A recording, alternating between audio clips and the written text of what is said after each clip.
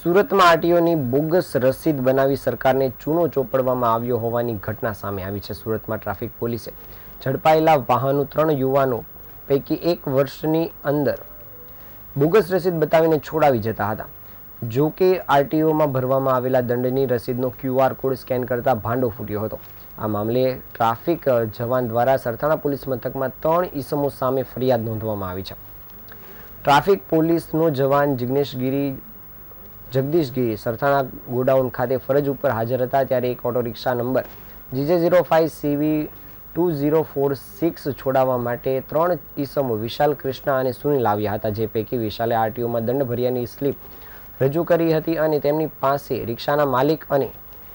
તરીકે સાબિતી માટે આરસી બુક અને આઈડી પ્રૂફની માંગણી કરતા તેઓએ રજૂ કરેલ આરસી બુક અને આધાર કાર્ડ જોતા રિક્ષાના માલિક બીજા હોવાનું જાણવા મળ્યું હતું, જેથી તેને રિક્ષા સુપરત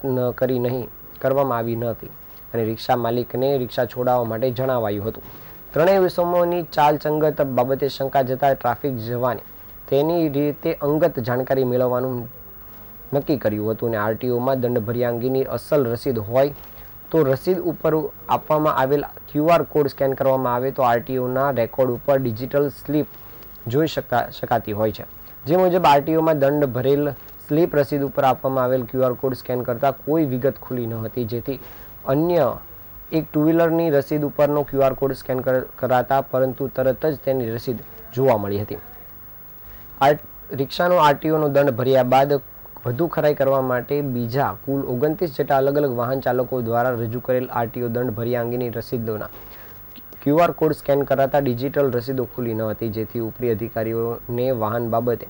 સુરત આરટીઓમાં તપાસ કરતા આરટીઓના રેકોર્ડમાં આ પ્રકારનો કોઈ દંડ ભરેલ ન હોવાનું અને આ રસીદો આરટીઓ સુરત તરફથી ઇસ્યુ થયેલ ન હોવાનું સામે આવ્યું હતું, જેથી ગત 9 જાન્યુઆરી 2025ના રોજ અને પહેલાના એકાદ વર્ષના સમયગાળા દરમિયાન રિક્ષાની